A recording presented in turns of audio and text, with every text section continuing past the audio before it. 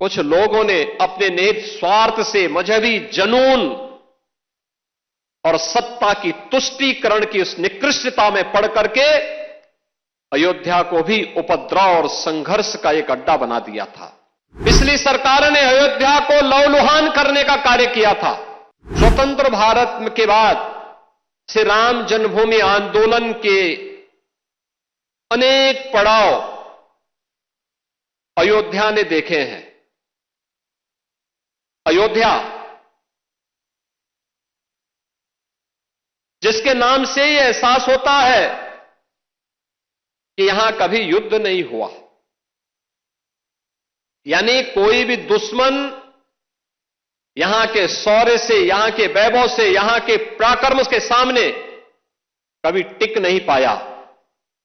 लेकिन कुछ लोगों ने अपने निहित स्वार्थ से मजहबी जनून और सत्ता की तुष्टीकरण की उस निकृष्टता में पड़ करके अयोध्या को भी उपद्रव और संघर्ष का एक अड्डा बना दिया था। वही अयोध्या पिछले 11 वर्ष के अंदर देश के यशस्वी प्रधानमंत्री आदरणीय श्री नरेंद्र मोदी जी के यशस्वी नेतृत्व में उन 3 महत्वपूर्ण घटनाओं को कभी विस्मृत नहीं कर सकता। याद करिए 5 अगस्त 2020, जब पहली बार स्वतंत्र भारत में देश का कोई प्रधानमंत्री स्वयं अयोध्या धाम में पधारे और उन्होंने अपने कर कमलों से 500 वर्षों के कलंक को पूरी तरह समाप्त करते हुए श्री राम जन्मभूमि के लिए मूर्ति भूमि पूजन के कार्यक्रम को संपन्न किया था। दूसरी तिथि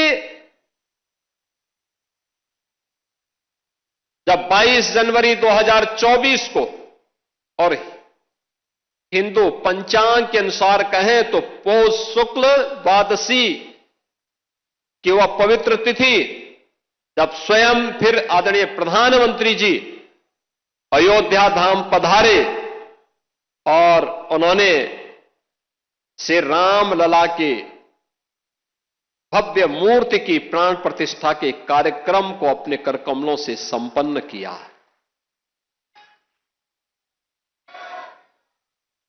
तीसरा,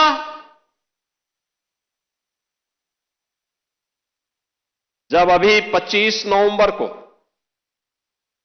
विवाह पंचमी के शुभ अवसर पर आदरणीय प्रधानमंत्री जी फिर अयोध्या आए थे और राम मंदिर के मुख्य शिखर पर उन्होंने सनातन धर्म की ध्वजा पताका को, भगवा ध्वजा को प्रतिष्ठित करके सनातन से ऊपर कोई नहीं, इस सनातन की ध्वजा पताका हमेशा दिग दिगंत तक ऐसे ही गूंजती रहेगी और ऐसे ही दिखाई देगी। इस उद्घोष के साथ उन्होंने अयोध्या में आकर के पूरे देश और पूरी दुनिया को एक संदेश दिया।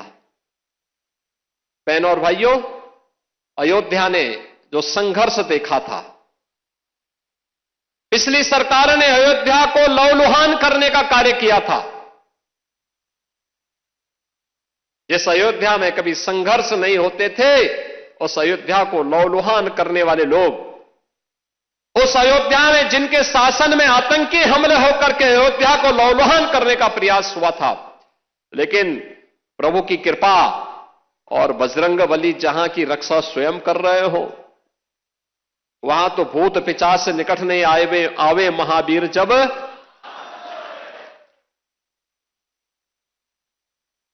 हनुमानगढ़ी में भगवान यानी हनुमान जी महाराज स्वयं विराजमान है। कैसे कोई आतंकी यहां घुस जाता, जैसे ही उन्होंने दुस्साहस किया था 2005 में, याद करिए कैसे पीएसी के जवानों ने ठक ठक ठक ठक करके वहीं पे उनको मार गिराया। अयोध्या तो संदेश देती है और उसी संदेश को आगे बढ़ाने के लिए अब आप देखते होंगे देश और दुनिया का कोई भी ऐसा श्रद्धालु नहीं, सनातन धर्मावलंबी नहीं, जो अब अयोध्या आकर के दर्शन करके अभिभूत न होता हो। 1 लाख एवरेज। अगर हम लोग देखें पिछले 5 वर्ष के अंदर 45 करोड़ से अधिक श्रद्धालु अयोध्या धाम में आया है, जहां पर पहले कुछ लाखों में लोग आते थे। याद करिए 17 के पहले न बिजली थी, न पानी थी, न स्वच्छता थी, न सड़क थी, न कनेक्टिविटी थी, कोई सुविधा नहीं थी, सुरक्षा की भी व्यवस्था नहीं थी, और कोई जय श्री राम बोलता था तो उस पर लाठी जरूर पड़ जाते थे, गिरफ्तारियां हो जाती थी। आज तो आप देश में जाइए, राम राम बोलिए, जय श्री राम बोलिए, और अब तो भारत सरकार की योजना भी जी राम जी के नाम पर ही आ गई है, जो रोजगार की सबसे बड़ी स्कीम बनने जा रही है। कोई भी बेरोजगार व्यक्ति जब आएगा और कहेगा कि मुझे रोजगार चाहिए अपनी ग्राम पंचायत में, साल में 125 दिन का रोजगार की गारंटी उसको उसके गांव में घटनाओं को कभी विस्मृत नहीं कर सकता। याद करिए 5 अगस्त 2020, जब पहली बार स्वतंत्र भारत में देश का कोई प्रधानमंत्री स्वयं अयोध्या धाम में पधारे और उन्होंने अपने कर कमलों से 500 वर्षों की कलंक को पूरी तरह समाप्त करते हुए श्री राम जन्मभूमि के लिए मूर्ति भूमि पूजन के कार्यक्रम को संपन्न किया था। दूसरी तिथि जब 22 जनवरी 2024 को, और हिंदू पंचांग के अनुसार कहें तो पौष शुक्ल द्वादशी की वह पवित्र तिथि, जब स्वयं फिर आदरणीय प्रधानमंत्री जी अयोध्या धाम पधारे और उन्होंने श्री राम लला की भव्य मूर्ति की प्राण प्रतिष्ठा के कार्यक्रम को अपने कर कमलों से संपन्न किया।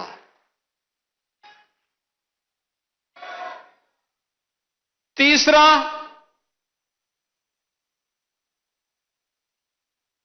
जब अभी 25 नवंबर को विवाह पंचमी के शुभ अवसर पर आदरणीय प्रधानमंत्री जी फिर अयोध्या आए थे और राम मंदिर के मुख्य शिखर पर उन्होंने सनातन धर्म की ध्वजा पताका को, भगवा ध्वजा को प्रतिष्ठित करके सनातन से ऊपर कोई नहीं, इस सनातन की ध्वजा पताका हमेशा दिग दिगंत तक ऐसे ही गूंजती रहेगी और ऐसे ही दिखाई देगी। इस उद्घोष के साथ उन्होंने अयोध्या में आकर के पूरे देश और पूरी दुनिया को एक संदेश दिया। बहनों और भाइयों, अयोध्या ने जो संघर्ष देखा था, पिछली सरकार ने अयोध्या को लहूलुहान करने का कार्य किया था।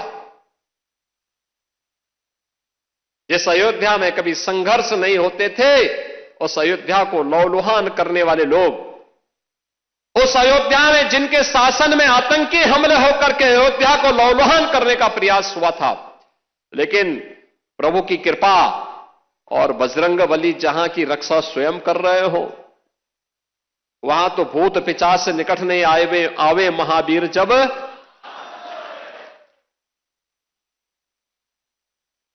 हनुमानगढ़ी में भगवान यानी हनुमान जी महाराज स्वयं विराजमान है। कैसे कोई आतंकी यहां घुस जाता, जैसे ही उन्होंने दुस्साहस किया था 2005 में, याद करिए कैसे पीएसी के जवानों ने ठक ठक ठक ठक करके वहीं पे उनको मार गिराया। अयोध्या तो संदेश देती है